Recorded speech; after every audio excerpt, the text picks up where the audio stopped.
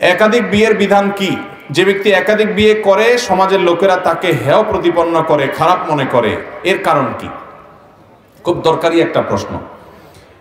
কোন পুরুষ তিনি যদি একের অধিক বিবাহ করতে চান, তার যদি সেরকম শারীরিক এবং আর্থিক সক্ষমতা থাকে, ইসলাম তার জন্য সেটাকে জায়েজ রেখেছে। সেটা কোনো নাজায়েজ বা হারাম বা খারাপ কাজ না।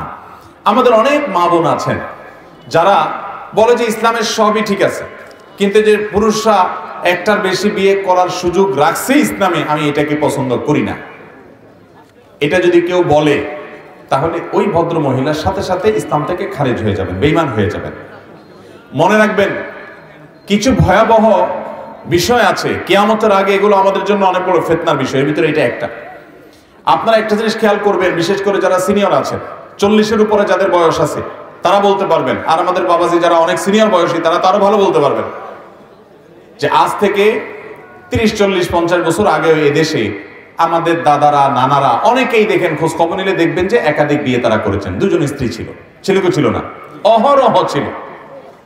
কিন্তু আজকের সমাজে কোন একজন আলেম, দিনদার মানুষ, ভালো মানুষ, তিনি একাধিক বিয়ে করেছেন এবং উভয় স্ত্রীর হক আদায় করেন। ওই 2 নম্বরে বিয়ে না। অনেক টোকাই, রংবাজ, অনেক খারাপ লোক আছে, বিয়ে কয়েকটা করে, বউ একটারও খোঁজ খবর নেওয়ার কোনো নাম নাই। আছে না নাই? এরকম অনেক দুষ্ট লোক দেখা যায় যে একটা বিয়ে করেছে, এক জায়গায় রেখে চলে যায়, আরেক জায়গায় আরেকটা করছে, আরেক জায়গায় আরেক জেলায় আরেকটা করছে। এরকম কিছু অমানুষ আছে না নাই? এরকম কিছু অমানুষ আমাদের সমাজে আছে। আবার এরকমও দেখা যায় যে স্ত্রী সবগুলোর সাথেই তার সম্পর্ক আছে, কিন্তু ওই যে নতুন যেটা আছে, ছোট যেটা আছে, ওইটার দিকে টান, আর বড়গুলোর খোঁজ খবর নেয় না, বা ভরণ পোষণ দেয় না, বা তাদের হক আদায় করে না, বা ত্রুটি করে। এরকম অনেক অমানুষ আছে। আল্লাহ তাআলা কোরআনে কারিমে বলেছেন, তোমরা যদি একাধিক বিয়ে করলে স্ত্রীদের প্রতি সমতা রক্ষা করতে না পারো, তাহলে একটা করবে, খবরদার। কারণ সমতা রক্ষা করা তোমাদের জন্য ওয়াজিব, আবশ্যক। স্ত্রীদের মধ্যে বৈষম্য করলে সেটা জায়েজ হবে না, গুনাহ হবে। স্ত্রীদেরকে তাদের ভরণ পোষণ দেওয়া, তাদের সাথে বসবাস করা, সংসার করা, এই সবগুলো করার ক্ষেত্রে সমতা বজায় রাখতে হবে। এক জায়গায় একজনের সাথে তুমি মাসকে মাস থাকলে আরেকজনের সাথে 6 মাসও খবর নিলা না, একজনের 1000 টাকা দিলা, জমি জমা, ফ্ল্যাট বাড়ি সব দিয়ে দিলা, আর জন্য খোঁজ খবর, এটা জায়েজ নাই। তাহলে ইসলাম একাধিক বিয়েকে জায়েজ রেখেছে। কিন্তু আপনি অবাক হবেন, এখন এমন একটা সমাজ ব্যবস্থা তৈরি করেছে ইহুদি খ্রিস্টান নিয়ন্ত্রিত মিডিয়াগুলো এবং আমাদের সমাজ এবং পশ্চিমা দুনিয়া আমাদের কাছে এমন ভাবে তুলে ধরেছে একাধিক বিয়েকে, মনে হয় এটা খুব অপরাধ। একটা মানুষ, বিশেষ করে পশ্চিমা দুনিয়াতে, একজন মানুষের 5টা মেয়ের সাথে একটা পুরুষের অবৈধ সম্পর্ক থাকতে পারে, মানে বিবাহ বহির্ভূত সম্পর্ক থাকতে পারে, এটা দোষের কিছু নাই। কিন্তু বিয়ে একাধিক করলে মুসিবত আছে। ঠিক না? ঠিক ভাইরা আমার। এমনকি আমাদের সমাজে এখন দেখেন যে ছেলে মেয়েরা গুনাহে লিপ্ত হচ্ছে, জেনায় লিপ্ত হচ্ছে, অসামাজিক কার্যকলাপ করছে, এটা নিয়ে মাথা ব্যথা নেই, কিন্তু বিয়ে করলে মাথা ব্যথা আছে। ঠিক না? ঠিক। এটা শয়তানি দুনিয়ার চক্রান্তের অংশ। কেন করে জানেন? এটার মূল টার্গেট হলো একটা জায়গা আঘাত করা। সে জায়গাটা কোনটা? মুহাম্মদ সাল্লাল্লাহু আলাইহি সাল্লামের চরিত্রে আঘাত করা। এটা হলো মূল টার্গেট। কিভাবে? মুহাম্মদ সাল্লাল্লাহু আলাইহি সাল্লাম একাধিক বিয়ে করেছেন। এইভাবে যদি একাধিক বিয়েকে, এটাকে যদি খারাপ ভাবে সমাজে, খারাপ হিসেবে সমাজে প্রতিষ্ঠিত করা যায়, তাহলে আজ থেকে 20 বছর 50 বছর পরে আমাদের ছেলেমেয়েরা এসে যখন নবী সাল্লাল্লাহু আলাইহি সাল্লামের জীবনীতে পড়বে তার একাধিক স্ত্রী ছিল, তখন তারা বলবে ছি ছি ছি, এটা কেমন কথা। ঠিক না? ঠিক। তখন তাদের ঈমান দুর্বল হবে। এই যে গোটা পৃথিবীতে এখন প্রসেসিং মিট শুরু হয়েছে। প্রসেসিং মিট সম্পর্কে ধারণা আছে না আমাদের?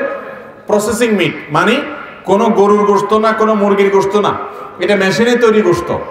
বলা হয় যে এই গোশত, এই খাবার, এগুলোর অনেক ফজিলত আছে। কোন কোন ক্ষেত্রে এই জাতীয় খাবারের ক্ষেত্রে বলা হয় যে এটা আসলটার চেয়ে বেশি, এটাতে পুষ্টিগুণ, খাদ্য শক্তি, হানতান।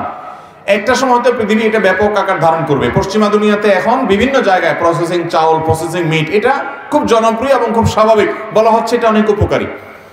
এই সবগুলো একটা সময় যখন গোটা পৃথিবীতে এস্টাবলিশড করা যাবে, প্রতিষ্ঠিত করা যাবে, তখন দেখবেন আজ থেকে 100 বছর পরে, 200 বছর পরে হয়তোবা আমাদের পরে যে জেনারেশন আসবে, তখন কোনো মোরগ জবাই হবে না, কোনো ছাগল জবাই হবে না, কারণ সবাই প্রসেসিং মিটে অভ্যস্ত হয়ে যাবে। দুনিয়াটা সেভাবে তারা প্রস্তুত করছে।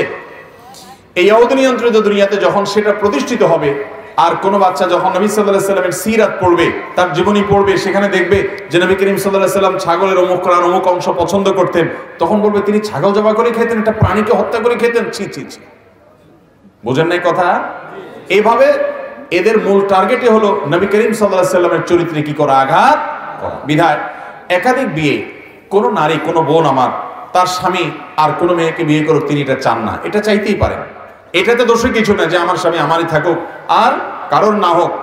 কিন্তু আল্লাহর বিধান যেটা দিয়েছেন সেটার যথার্থতার ব্যাপারে যদি সন্দেহ করেন, সংশয় করেন এবং সেটা যদি তার অশ্রদ্ধা থাকে, না মানেন, তো মনে রাখবেন এটা ঈমান হরণকারী বিষয়। অনেক বিষয় আছে পরীক্ষা, আপনার বুঝে আসবে না, আপনার ভালো লাগবে না, সেটাকে আপনি যদি মানেন তারপর তো জান্নাত পাবেন। সবকিছু আপনার সুবিধা মতো হলে আপনি মানবেন, না হলে মানবেন না, তাহলে কিভাবে জান্নাত আশা করেন? আল্লাহ তাআলা আমাদেরকে এই জাতীয় বিষয়গুলোতে ঈমান রক্ষা করার মতো বিশ্বাস যেন আমাদের থাকে, সেরকম তৌফিক দান করুন এবং আমরা যেন ঈমান হারা হয় এরকম কোনো কথা না বলি।